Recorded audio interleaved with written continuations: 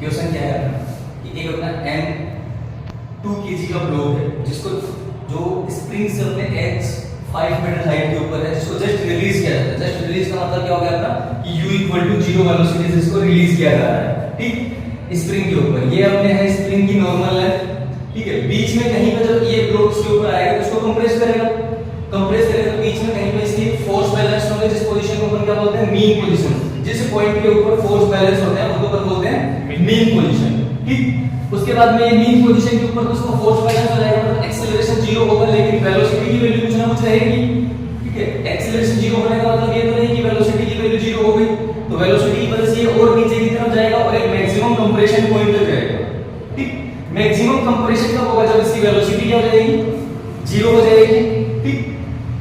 जब इसकी maximum velocity 0 हो जाएगी तो अपन उसको बोलेंगे मैक्सिमम कंप्रेशन। आपने से एक पूछा find out the maximum compression in spring and also find out the velocity of block at mean position. Mean position मतलब जब यहां से ये पास हो रहा होगा तो इसके पास में कितनी वेलोसिटी होगी, वो अपने को फाइंड आउट करना है। अब अपन सबसे पहले ये देखते हैं कि जो अपने पास ब्लॉक है, ठीक, अपन मान लेते हैं कि अपनी मीन पोजीशन जो है, मीन पोजीशन के ऊपर potential energy due to gravitational potential energy का 0 रेफरेंस लेवल मान लेते हैं, ठीक। क्योंकि यहां पे नेट फोर्स भी अपना क्या है 0, तो अपने पोटेंशियल एनर्जी का भी क्या मान लिया, 0 मान लिया। या फिर अपन कहीं पे भी इसको मान सकते हैं, इसको मान लेते हैं नेचुरल लेंथ पे मान लेते हैं, क्योंकि नेचुरल लेंथ के ऊपर आपका एक और पोटेंशियल एनर्जी जो स्प्रिंग पोटेंशियल एनर्जी वो भी क्या होती है, 0 होती है, तो अपन ने यहीं पे मान लिया चलो, ठीक। स्प्रिंग की नेचुरल लेंथ के ऊपर ग्रेविटेशनल पोटेंशियल एनर्जी का भी 0 रेफरेंस लेवल मान लिया। अब इस वाले ब्लॉक के लिए मैं बात करूं, ये ब्लॉक जब अपन ऊपर से नीचे की तरफ आता है तो इसमें कौन-कौन सा फोर्स लग रहे होंगे, पूरे प्रोसेस के अंदर अगर अपन देखें तो कौन-कौन सा फोर्स लगेगा जब इसके ऊपर स्प्रिंग के कांटेक्ट में आएगा तब से लेकर के यहां से रिलीज होने तक। एक तो जब रिलीज हो रहा होगा तो mg लग रहा होगा, ग्रेविटेशनल फोर्स लग रहा होगा। दूसरा फिर जब स्प्रिंग को के कांटेक्ट में आएगा तो कंप्रेस करेगा तो स्प्रिंग फोर्स लगेगा, और दोनों ही, और इसके अलावा कोई दूसरा फोर्स इस पे लग नहीं रहा है। दोनों टाइप के जो फोर्स है आपका, ग्रेविटेशनल फोर्स और स्प्रिंग फोर्स, दोनों ही कैसे हैं, कंजर्वेटिव फोर्स है। कंजर्वेटिव फोर्स है तो दोनों किससे रिलेटेड है, अपनी पोटेंशियल एनर्जी से रिलेटेड, और दूसरे कोई ऐसे फोर्स है नहीं, तो अपन मॉडिफाइड वर्क एनर्जी थ्योरम के अकॉर्डिंग क्या बोल सकते हैं, तो मॉडिफाइड वर्क एनर्जी थ्योरम क्या थी अपनी, modified work energy theorem, work done by pseudo force, work done by external force plus work done by non conservative force equal to change in mechanical energy, change in mechanical energy. अब यहां पे अपने जो system है इसके अंदर ना तो कोई शूडो फोर्स है, ना ही कोई एक्सटर्नल फोर्स है, ना कोई नॉन कंजर्वेटिव फोर्स है, तो इन सब के द्वारा क्या गया वर्क डन क्या हो जाएगा, 0। तो अपनी चेंज इन मैकेनिकल एनर्जी क्या हो गया, 0। चेंज इन मैकेनिकल एनर्जी का मतलब क्या होता है आपका कि initial mechanical energy equal to final mechanical energy, कोई initial mechanical energy equal to final mechanical energy, इसका मतलब क्या होगा कि चेंज मैकेनिकल एनर्जी में चेंज कितने का हो गया, 0 का चेंज हुआ, ठीक। और मैकेनिकल एनर्जी का मतलब क्या है आपका, potential energy plus kinetic energy. और चेंज की बात करो, change in mechanical energy equal to change in potential energy, इसका मतलब इसको अपन क्या बोल सकते हैं, change in potential energy plus change in kinetic energy equal to 0, ठीक। इसको अपन क्या लिख सकते हैं, potential energy in final change minus potential energy initial plus change in kinetic energy का मतलब क्या है, kinetic energy in final position minus kinetic energy in initial position equal to 0। इसको अपन क्या लिख सकते हैं, potential energy in final plus kinetic energy in final equal to potential energy in initial position plus kinetic energy in initial position, ठीक। अब यहां पर बैलेंस कर लेंगे। अब ये हर पॉइंट के लिए लगा सकते हैं हम, यहां से इस पॉइंट से इस पॉइंट के बीच में लगा सकते हैं, इस पॉइंट से इस पॉइंट के बीच में, इस पॉइंट और इस पॉइंट के बीच में लगा सकते हैं। तो जिसके बाद अपन एक काम करते हैं कि सबको नंबर दे देते हैं, इसको मान लेते हैं O पॉइंट, इसको A बोल देते हैं, इसको B और इसको C। सबसे पहले अपन हर एक पॉइंट की पोटेंशियल टोटल एनर्जी लिख देते हैं, मैकेनिकल एनर्जी। तो सबसे पहले मैं यहां पे लिख देता हूं एट पॉइंट O पॉइंट के ऊपर मैं बोला यहां के ऊपर काइनेटिक एनर्जी कितनी है, O पॉइंट पर काइनेटिक एनर्जी मतलब वेलोसिटी, यहां पे वेलोसिटी कितनी है ब्लॉक की, 0 है, तो हाफ m v स्क्वायर, और v यहां पे क्या है, 0 है, ठीक। तो ये क्या बन गई आपकी, 0 बन गई। पोटेंशियल एनर्जी की अगर बात करें तो यहां पे पोटेंशियल एनर्जी अपने सिस्टम के अंदर दो टाइप के फोर्स लग रहे हैं अपने, एक स्प्रिंग फोर्स और एक मैग्नेटिक ग्रेविटेशनल फोर्स। दोनों की वजह से पोटेंशियल एनर्जी मिलेगी किस पॉइंट पर, जब ओ पॉइंट पर है। तो आपकी स्प्रिंग तो देखो किसमें है, नेचुरल लेंथ में है, तो स्प्रिंग जो आपकी पोटेंशियल एनर्जी होगी वो भी क्या हो जाएगी, जीरो। जो भी पोटेंशियल एनर्जी होगी वो किसकी वजह से होगी, gravitational potential energy. Gravitational potential energy reference level से कितना ऊपर है, 5 मीटर, और क्योंकि रेफरेंस लेवल से ऊपर है ब्लॉक, तो इसका मतलब पोटेंशियल एनर्जी आपकी कैसी होगी, पॉजिटिव होगी। कितनी होगी, mgh प्लस हाफ के एक्स स्क्वायर, और इस पॉइंट पर x तो कितना है, 0x क्या है, कंप्रेशन और एक्सपेंशन इन स्प्रिंग, तो इस पॉइंट पर 0 है, तो ये तो क्या बन जाएगा आपका, केवल ये बन जाएगा n की वैल्यू कितनी दे रखी है 2, g की वैल्यू 10, h की वैल्यू 5, कितना हो गया 100 जूल। तो O पॉइंट पर तो अपन तो टोटल, अगर मैकेनिकल टोटल एनर्जी की बात करूं O पॉइंट के ऊपर, तो आपकी क्या आ जाएगी, ये 0 और ये 100 जूल, तो कितनी आ जाएगी 100 जूल। सेम ऐसे एट पॉइंट A पे लिखे, अब देखो A पर जस्ट इसके कांटेक्ट में आएगा ब्लॉक, और क्योंकि यहां से रीच होगी यहां पे आएगा, तो यहां पे कुछ ना कुछ इसके पास वेलोसिटी होगी, तो अपन मान लेते हैं कि यहां पर जब ब्लॉक इस तरह से आएगा तो इसकी वेलोसिटी नीचे की तरफ मान लेते हैं va हो जाती है। अब हमको नहीं पता कितनी होगी, तो अपन मान लेते हैं कि va वेलोसिटी हो जाती है। तो यहां पे अपन फिर से लिखते हैं एट पॉइंट A, ये लिखा अपन एट पॉइंट O, यहां पर v की वेलोसिटी किसके इक्वल होगी, v इक्वल टू va मान लेते हैं, ठीक।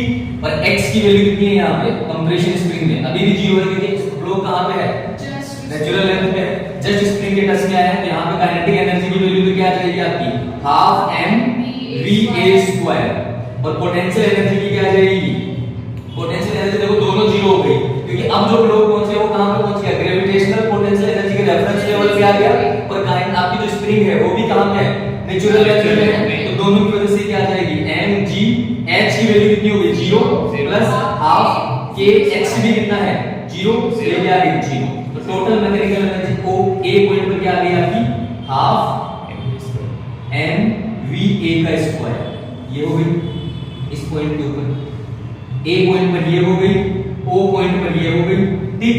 चलिए फिर एट पॉइंट, इस पॉइंट के ऊपर बात करते हैं, ये मीन पोजीशन था, तो मीन पोजीशन का मीन पोजीशन फोर्स रिलेशन लिख लेते हैं पहले अपन। मीन पोजीशन फोर्स रिलेशन क्या होती है, ऊपर की तरफ कितना लग रहा होगा kh नॉट, नीचे की तरफ mg, तो अपन यहां लिखेंगे kh naught equal to mg, और x नॉट इक्वल टू आपका क्या आ जाएगा mg by k। अगर वैल्यू निकालें तो h naught equal to m की वैल्यू 2, g की वैल्यू 10, k की वैल्यू लिख लीजिए, k की वैल्यू 100 न्यूटन पर मीटर, ठीक। तो ये आ जाएगा आपकी 100, तो कितना आ जाएगा 0.2 मीटर, ठीक। x नॉट की वैल्यू हमारे पास में आ गई। अब एट पॉइंट अपन बात कर रहे हैं b पे, ठीक। b पॉइंट के ऊपर बात कर रहे हैं, तो b पॉइंट पे वही काइनेटिक एनर्जी की बात करते हैं। अब देखो मेरे को पता है b पॉइंट के ऊपर की वेलोसिटी की वैल्यू 0 नहीं होगी, अब अपन यहां पे मान लेते हैं वेलोसिटी की वैल्यू नीचे की तरफ हो जाती है आपकी vb, ठीक। तो यहां पे मैंने लिख दिया v equal to vb and x compression कितना हो जाएगा x नॉट के इक्वल। इस पॉइंट पे देखो x नॉट कंप्रेस हो चुका है, यहां पे काइनेटिक एनर्जी की बात करेंगे तो कितना आ जाएगा हाफ mvb स्क्वायर, ठीक। और पोटेंशियल एनर्जी कितना हो जाएगा, पोटेंशियल, अब देखो ये रेफरेंस जो ग्रेविटेशनल पोटेंशियल एनर्जी का रेफरेंस उससे कितना नीचे आ गया है x नॉट, तो ग्रेविटेशनल पोटेंशियल एनर्जी कितनी हो जाएगी माइनस mgx नॉट। क्यों माइनस में, क्यों, क्योंकि रेफरेंस लेवल से नीचे आ गया है, ठीक। तो ये तो आ गया आपका माइनस mg x नॉट, ये तो आ गया आपकी किसकी वजह से, potential energy due to gravitational force, plus अब यहां पे देखो स्प्रिंग की कितनी कंप्रेशन है, कितने का x नॉट का, तो स्प्रिंग की पोटेंशियल एनर्जी भी आएगी, वो कितनी आएगी हाफ k x नॉट का स्क्वायर। टोटल की बात करें तो टोटल मैकेनिकल एनर्जी आपकी इस पॉइंट पे क्या हो जाएगी हाफ mvb का square plus minus mg x not plus half k x not का स्क्वायर, वैल्यू रख करके अपन वैल्यू निकाल सकते हैं, ठीक। फिर एट पॉइंट C पॉइंट पे बात करें, C पॉइंट के ऊपर देखो स्प्रिंग के अंदर कंप्रेशन कितना हो गया x का हो गया, टोटल नॉर्मल लेंथ से इसका x हो गया, वेलोसिटी यहां पे क्या बन जाएगी vc की वैल्यू vc इक्वल टू 0, क्यों, क्योंकि मैक्सिमम कंप्रेशन है, मैक्सिमम कंप्रेशन तभी होगा जब ब्लॉक की वेलोसिटी कितनी हो जाएगी 0 हो जाएगी, ठीक। तो वेलोसिटी यहाँ पे 0 होगी तो हम यहाँ पे लिखेंगे सी पॉइंट के लिए काइनेटिक एनर्जी की वैल्यू क्या आ जाएगी हाफ एम वीसी का स्क्वायर और यहाँ पे लिख देंगे v equal to vc equal to 0।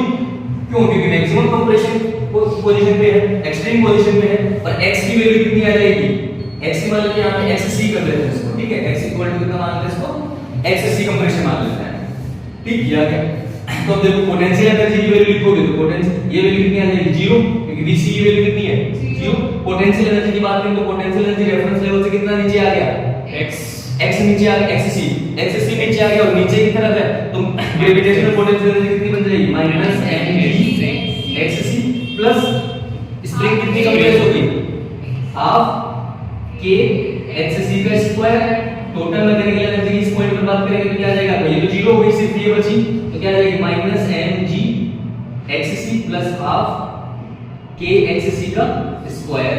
ये इस पॉइंट पे मिल गई, ये इस पॉइंट पे, ठीक। अब हमको पता है कि ऑलवेज आप किसी भी दो पॉइंट्स के लिए मान लेते हैं कि यह वाला अपना इनिशियल पॉइंट ये था, फाइनल पॉइंट किसी को भी मान लो जिसके लिए आपको निकाल रहा हो। मान लो अगर आपसे पूछा है कि जो नॉर्मल लेंथ है इस पर वेलोसिटी की वैल्यू क्या होगी तो आप क्या करोगे इस वाले पॉइंट और इस वाले जिस पॉइंट ये भी पूछा हो इस पॉइंट पे पूछा है तो आप इसकी और इसकी जो दोनों मैकेनिकल एनर्जी है उनको क्या कर दो इक्वल कर दो क्योंकि मैकेनिकल एनर्जी क्या रहेगी कंजर्व रहेगी, ठीक है। तो देखो यहां पे अगर आपने से पूछे वेलोसिटी एट